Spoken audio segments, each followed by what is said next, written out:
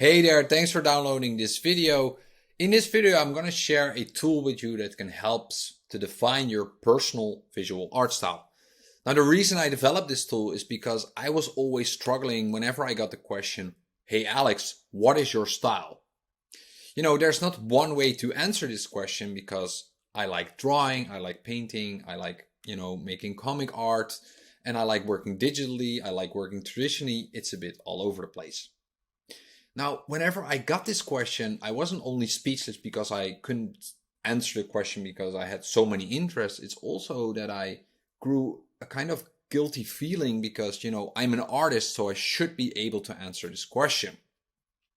Now, where I made the mistake is that I mixed up interests with preferences because there's a bunch of stuff that I really find inspiring to look at.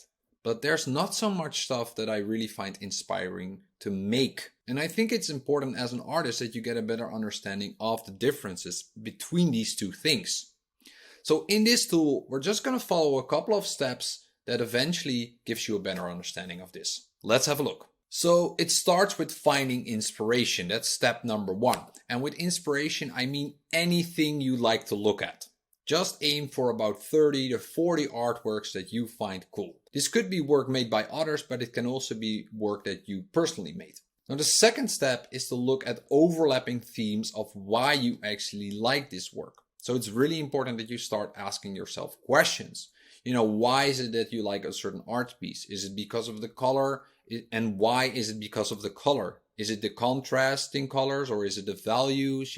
Why do you like these art pieces? Now, what you'll see is that when you start asking these questions to yourself, certain themes will come out because, although artists very much differ in their way of working, they can produce images that are somewhat similar. So just write down a couple of themes you find, and there you have your second step. Now, the third step is to plot your themes around a framework. Now, in this case, I've shown you an example of a framework that I'm going to show you in a little bit of my personal inspiration framework thingy. But what you do is you just plot your themes around the framework. Now here you see a framework which has 4 themes, but maybe you find 5 themes or maybe you find 3 themes. It doesn't really matter. Just create a framework that works in that way. Now the fourth step is to find all the inspiration you found in the first step and plot them into this framework. Some of the art pieces might have 2 or maybe 3 or even 4 ways or 4 themes in them. Some of the art pieces might have one particular theme, why they are very cool. Other art pieces might have 2, so you place them on the overlap and so forth and so forth. Now the fifth step is where you make a decision on what you really like. So you have an overview of all the work that you find interesting, but then you need to make a decision. What is the stuff that you want to be able to make as an artist? So for example, here you see this area. So you are more attracted to team D than to team B, for example. But, you might for a while try out this team and work into this style. And then you think, well, I don't really like this. I want to move over and, do stuff around here or maybe here.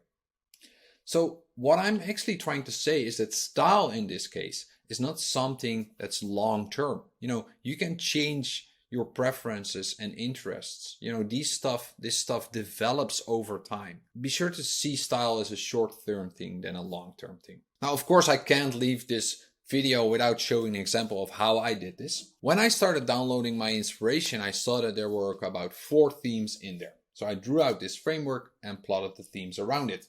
Then I just copy and pasted every artwork I liked in there and I started looking at it. And I found maybe this stuff that's in the middle is really what I find inspiring because that's, this has the 4 themes. But, of course, this is the stuff that I really find inspiring, but I was asking myself the question, is this what I want to be able to make? Now, at this time, I want to focus on these 2 areas. And this gives me such a clearer mind because, whenever I start working, I have somewhat of a goal of how I want to produce this artwork. Now, of course, there's a 6th step, and these are my socials. I hope that this video was helpful for you. If so, give it a thumbs up on Gumroad and be sure to check out my other socials on Instagram or on YouTube because I love making content, and I hope that all the content that I make helps you develop as an artist and as a human being. But for now, have an awesome day and good luck making art. Bye bye.